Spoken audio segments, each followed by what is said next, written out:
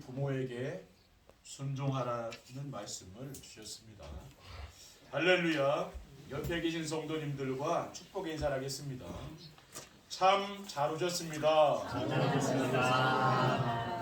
237 전도를 위한 영원한 응답을 드립시다. 237 전도는 영원한 응답을 드립시다.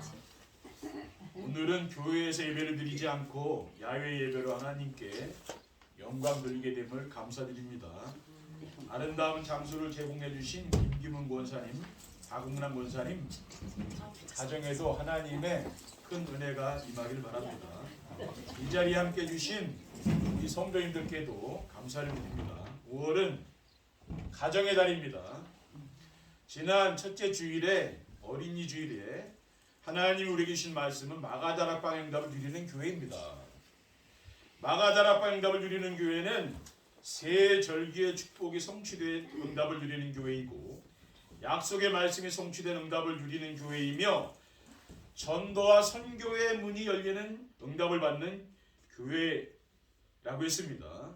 또 마가다락방 응답을 누리려면은 갈보리산에 언약을 붙잡고 감람산 미션을 결단하고 순종해야 하며 성령 충만을 받도록 기도로 집중해야 한다고 했습니다. 오늘 어버이 주일을 맞이하여 하나님께서 우리에게 주신 말씀은 너희 부모에게 순종하라입니다. 자녀들을 주님의 교훈과 훈계로 양육하고 부모를 공경하며 사는 것이 하나님이 원하시는 삶인 줄 믿습니다. 오늘 본문 1절에 3절에 보면은 자녀들아 주 안에서 너희 부모에게 순종하라 이것이 옳으니라. 네 아버지와 어머니를 공경하라 이것은 약속 있는 첫 계명이니 이로써 내가 잘되고 땅에서 장수하리라 라고 했습니다. 오늘도 예배를 통해서 하나님의 큰 축복이 임하길 바랍니다. 아멘. 부모에게 순종하라는 것이 무엇입니까? 부모에게 순종하라는 것은 그리스도 안에서 부모를 공경하는 것입니다. 왜 그리스도 안에서 부모를 공경해야 됩니까? 왜냐하면 천지를 창조하신 하나님께서 네 부모를 공경하라고 하셨기 때문입니다.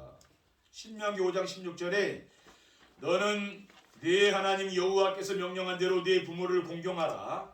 그리하면 네 하나님 여호와께서 네게 준 땅에서 네 생명이 길고 복을 누리라고 했습니다. 그리고 부모를 즐겁게 하고 너를 낳은 어미를 기쁘게 하라고 하셨기 때문입니다. 잠언 23장 22절에 너를 낳은 아비를 청종하고 네 늙은 어미를 경히 여기지 말지니라. 25절에 네 부모를 즐겁게 하며 너를 낳은 어미를 기쁘게 하라고 하셨습니다. 그리고 하나님 말씀인 성경에 보면은 모함 여인인 룻은 시어머니 나오미를 극진히 공경했습니다. 성경에서 가장 대표적으로 효를 행한 사람이 바로 이 룻입니다. 룻기 1장 16절에 7절에 보면은 룻이 이르되 내게 어머니를 떠나며 어머니를 따르지 말고 돌아가라 강건하지 마옵소서. 어머니께서 가시는 곳에 나도 가고 어머니께서 머무시는 곳에서 나도 머물겠나이다. 어머니의 백성이 나의 백성이 되고 어머니의 하나님이 나의 하나님이 되시리니 어머니께서 죽으시는 곳에서 나도 죽어 거기 묻힐 것이라. 만일 내가 죽는 일 외에 어머니를 떠나면 여호와께서 내게 벌을 내리시고 더 내리시기를 원하나이다 라고 했습니다. 둘째, 그리스도 안에서 부모님 말씀에 순종하는 것입니다. 그리스도 안에서 어떻게 부모님 말씀에 순종해야 됩니까? 부모님 말씀에 순종하며 사는 성도는 하나님 아버지의 말씀에 순종을 할 수 있습니다. 그냥 하나님도 우리 부모잖아요. 아버지잖아요. 그렇죠? 네, 똑같습니다. 그래서 부모님이 평상시에 말씀하시는 교훈과 훈계를 마음에 담고 살아야 됩니다. 에베소 6장 4절에 또 아비들아 너희 자녀를 노엽게 하지 말고 오직 주의 교훈과 훈계로 양육하라고 했습니다. 그리고 부모님 말씀이 이치에 맞지 않아도 순종하려고 노력을 합니다. 왜냐하면 부모는 자녀들이 항상 잘 되길 원하잖아요. 안 되길 원하는 부모는 없습니다. 그리고 자녀들과 또 부모님과는 세대 차이가 많이 나잖아요. 그렇기 때문에 지금 이해가 안 돼도 나이가 들면 이제 이해가 되게 돼 있죠. 그리고 강단의 말씀을 순종하며 살려고 기도하는 것입니다. 부모님 말씀에 순종하려고 돌아가는 성도는 강단에 선포되는 하나님 말씀을 순종하며 따라가려고 기도를 하게 되는 거죠. 말씀을 들을 때 우리는 아멘을 또 하답을 하고 그래서 하나님께 영광을 돌리게 되는 줄 믿습니다.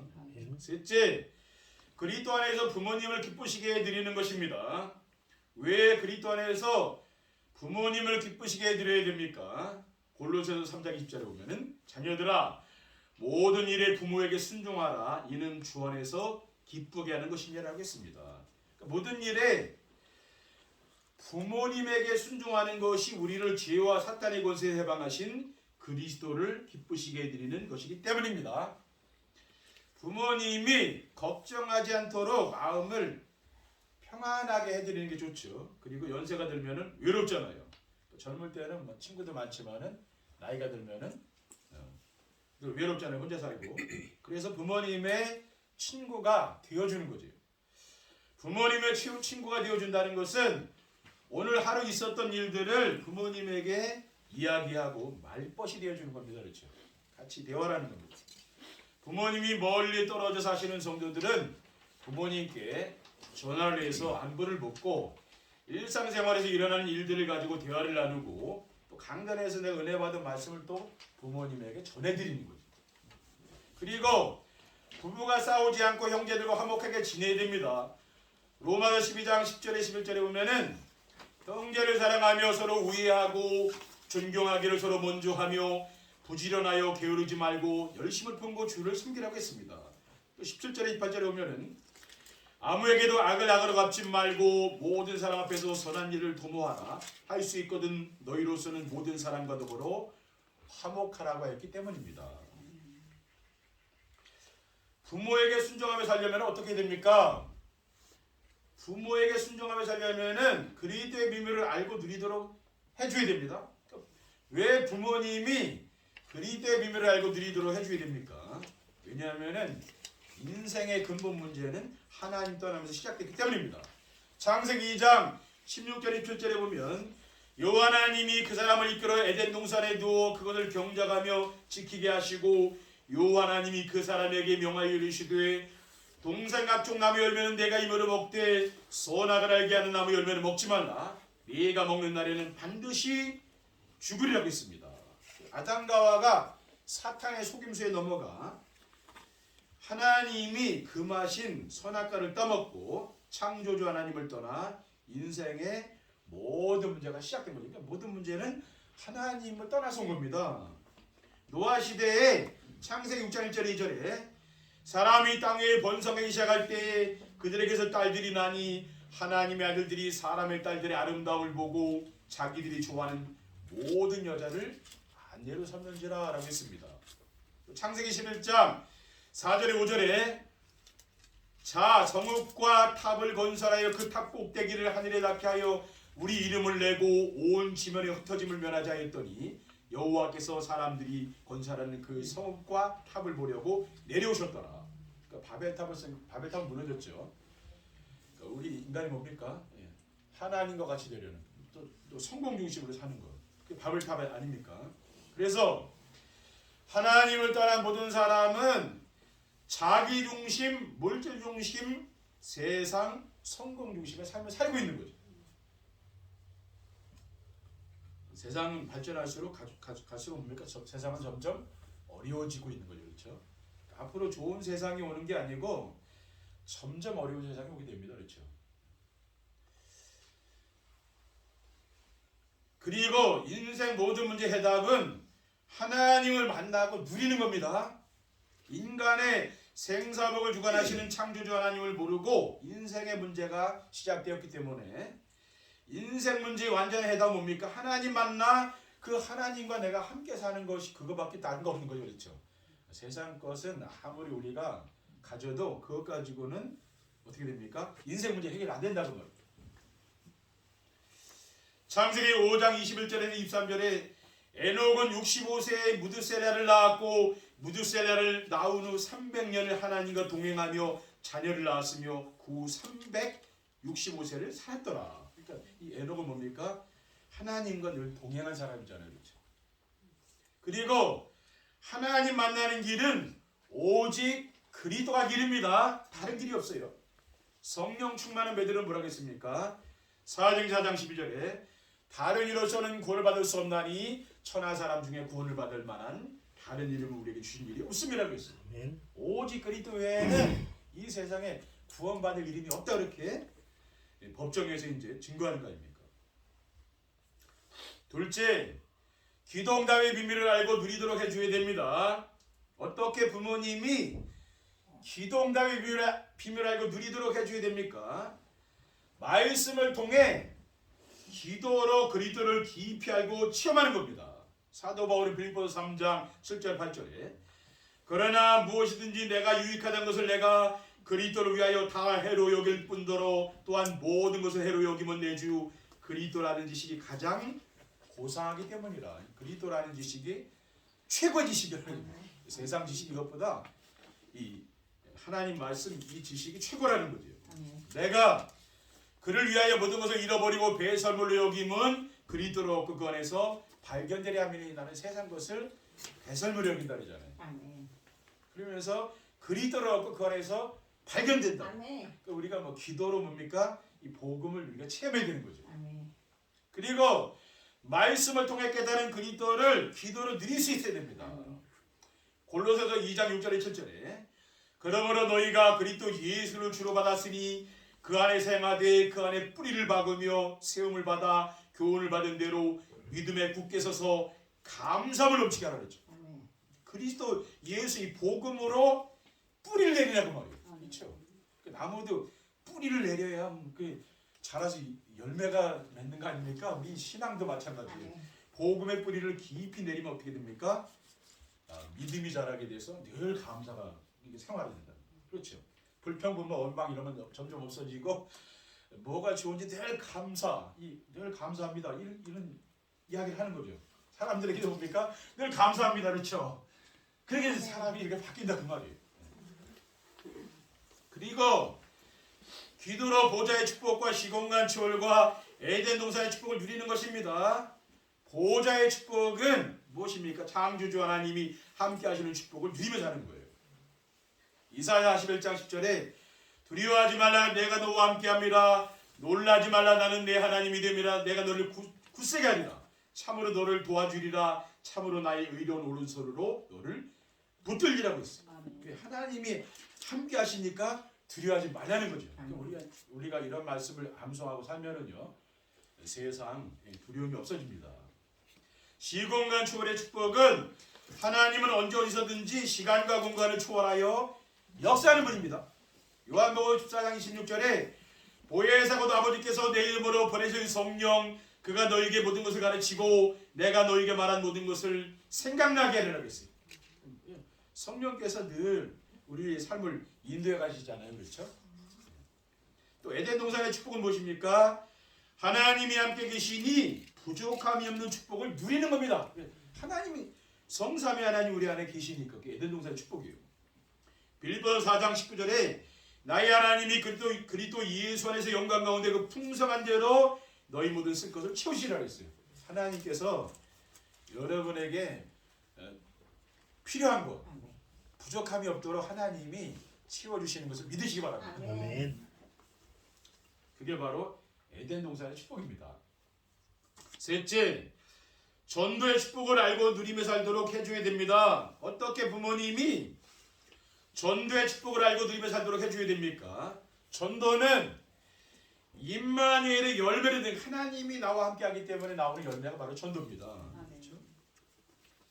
전도는 열심히 하는 게 아닙니다. 강단에 선포되는 언약과 미션과 비전의 말씀을 가지고 하나님과 함께 사는 임마누엘의 축복을 누리면 하나님께서 하시는 줄 믿으시기 바랍니다. 요한복음 15장 16절에 너희가 나를 택한 것이 아니요 내가 너희를 택하여 세웠나니 이는 너희로 가서 열매를 맺게 하고 또 너희 열매가 항상 있게 하여 내 이름으로 아버지께 무엇을 구하든지 다 받게 하라며 라고 했습니다. 그리고 전도는 찾아가는 것이 아니라 찾아오는 겁니다. 물론 찾아가는 것도 있지만 찾아오게 돼요. 우리 교회와 성도님들의 가정이 플랫폼이 되어 찾아오는 사람들에게 인생 문제의 답을 그리스도로 주는 거죠. 사람들이 찾아오면 뭡니까? 답을 주면 돼요. 저는 그 강단에서 늘 답을 주잖아요. 또 우리 성도님들은 그 현장에서 답을 주시면 됩니다. 그리고 전도는 되어지는 것이고 제자는 세워지는 것입니다. 지금 전도가 안 된다고 하는데 전도는 안 되는 게 아니라 하나님이 하시기 때문에 이게 된다니까요. 그리고 제자는 하나님 세운다니까요. 죽음의 권세를 가진 사탄을 이기시고 부활하신 그리스도께서 사도행 1장 8절에 뭐라 했습니까? 오직 성령이 너에게 마시면 너희가 권능받고 예루살렘과 온 유대와 사마리 땅까지를 내 증인 되리라고 했어요. 성령 충만 받으면은 증인 되리라고 했죠. 증인 되라가 아니에요. 되리라. 하나님이 해주시겠다고 말하죠. 마태복음 28장 19절 20절에 너희는 가서 모든 민족을 제자로 삼아 아버지 아들과 성령의 이름으로 세례를 베풀고 내가 너에게 분부한 모든 것을 가르쳐 지키게 하라. 볼지어다 내가 세상 끝날까지 너희와 항상 함께 있으리라고 했잖아요. 그러니까 엘리야가 어떻게 됐습니까? 엘리야가 이제 자기 완전히 이제 인생을 포기하고 자포자기하고 로뎀나무 아래에서 막 하나님 날 죽여달라 그러잖아요. 근데 하나님께서 엘리야에게 이 천사를 보내서 떡과 물을 주잖아요. 그래가지고 호렙산에 가서 40주야로 기도할 때 어떤 일이 났습니까? 하나님이 엘리야에게 이 바알에게 무릎 꿇지 않은 7천 제자가 있다. 그렇죠? 너 말고도 7천 제자가 있다 그 말이에요. 그러니까 하나님 제자를 하나님 준비해놨다니까요. 그러니까 여러분이 눈만 열면 되게 제자가 여러분 가까이 있다니까요. 그렇죠? 왜? 이 복음 받는 사람, 복음 사랑하는 사람, 그래서 제자 아니에요, 그렇죠? 결론입니다. 부모에게 순종하며 살면 어떻게 됩니까? 우리가 부모님에게 순종하며 살면은요, 가정이 화목하고 하나님 나라가 이루어집니다. 부모님에게 순종하는 삶을 살면은 가정에 질서가 있어서 화목한 가정이 되고 흑암 세력이 무너지며 하나님 나라가 이루어집니다. 로마서 13장 1절에 각 사람은 위에 있는 권세들에게 복종하라. 권세는 하나님으로부터 나지 않음이 없나니 모든 권세는 다 하나님께서 정하신 바라라고 했습니다. 둘째, 가정이 행복하고 평안한 삶을 살게 됩니다. 자녀들이 부모님을 공경하고 사랑하며 살면은 가정에 웃음꽃이 피게 되죠. 또 가정이 행복하고 평안한 삶을 살게 되어 만사가 잘 되는 축복과 장수의 복을 누리게 되는 줄 믿습니다. 출애굽기 20장 12절에 내 부모를 공경하라. 그리하면 네 하나님 여호와가 내게 준 땅에서 내 생명이 길리라 그랬죠. 하나 더 말씀드리면 삶의 현장에 생명운동이 일어나고 후대들이 일어납니다. 아멘. 부모님의 지금까지 베풀어 주신 은혜에 감사하며 부모를 공경하는 성도는 삶의 현장에서 하나님이 함께하는 축복을 누리게 되죠. 그리고 생명운동이 일어나게 되어 있어요. 왜냐하면은 주변 사람들이 본받고 싶어요. 아, 저렇게 부모님을 참 공경하는 사람이 있구나. 근데 세상 사람들은 잘 안 되잖아요, 그렇죠? 부모님 뭐 멸시하고 막 깔보고 그런 사람들 많잖아요. 갖다 버리고 뭐. 그런 사람도 많거든요. 아, 저렇게 효를 행하고 뭐 하는 사람이 있구나. 그럼 본받고 싶어 할 거 아니에요. 그러니까 뭡니까? 그래 전도가 된다는 말이에요.